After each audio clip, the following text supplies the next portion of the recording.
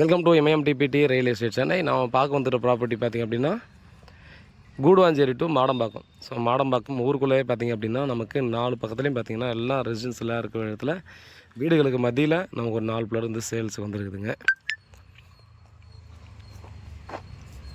இது பார்த்திங்கன்னா எக்ஸாக்டாக மாடம்பாக்கம் மெயின் ரோடு அப்படியே கிரவுண்ட் இருக்குது. கிரவுண்டை ஒட்டி தான் பார்த்திங்கன்னா நம்ம பிளாட் வந்துடுது.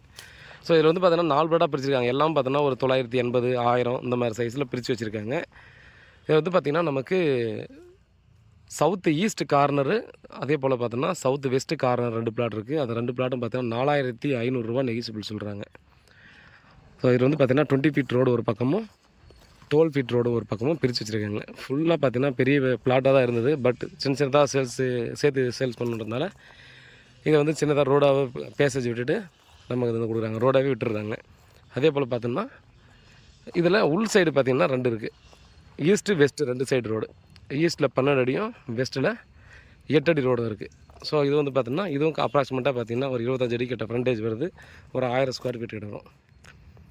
ஸோ இது வந்து பார்த்திங்கன்னா 4000 ரூபா ஒரு ஸ்கொயர் ஃபீட் சொல்லி நெகோசியபிள் சொல்கிறாங்க. ஸோ நல்ல லொக்கேஷனு, மெயின் ரோடுலேருந்து ரொம்ப நியர்பையில் இருக்குங்க. ஸோ இந்த 4 பிளாட்டில் எது வாங்கினாலுமே பார்த்திங்க அப்படின்னா உங்களுக்கு நல்ல ஒரு ஆப்பர்ச்சுனிட்டின்னு சொல்லலாம்.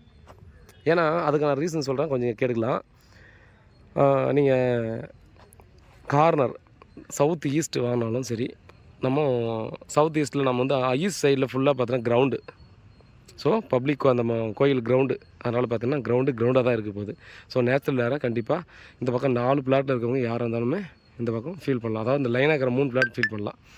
அது போல் இந்த சவுத் வெஸ்ட்டில் பார்த்திங்கன்னா சவுத்தில் 8 அடி ரோடு, இது 12 அடி ரோடு, வெஸ்ட்டில் நமக்கு ஒரு 8 அடி ரோடு கொடுத்துருக்காங்க. ஸோ நீங்கள் எந்த பிளாட் வாங்கினாலுமே நல்லா 4 பக்கமும் பார்த்தோன்னா ஈஸியாக நமக்கு பேசேஜ் விட்டு நம்ம யூஸ் பண்ணிக்கலாம். மெயின் ரோடில் நியர்பைலங்க.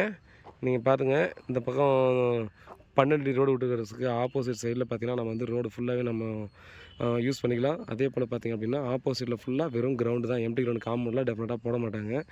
ஸோ அந்த பக்கம் மரமும் வெட்ட மாட்டாங்க. ஸோ இந்த இடத்துல பார்த்திங்க அப்படின்னா ஈஸியாக நீங்களே கூட பார்த்திங்கன்னா க்ளீன் பண்ணிவிட்டு ஸோ சும்மா வண்டி நிறுத்திக்கலாம்.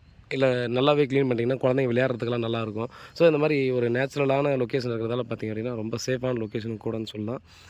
பாருங்கள், ஏபிசிடின்னு சொல்லி பிரித்து வச்சுருக்காங்க. எல்லாம் பார்த்திங்க அப்படின்னா சின்ன பிளாட்டு, சின்ன பட்ஜெட்டில் கிடச்சிருக்கு. டெஃபினட்டாக மிஸ் பண்ணாதீங்க.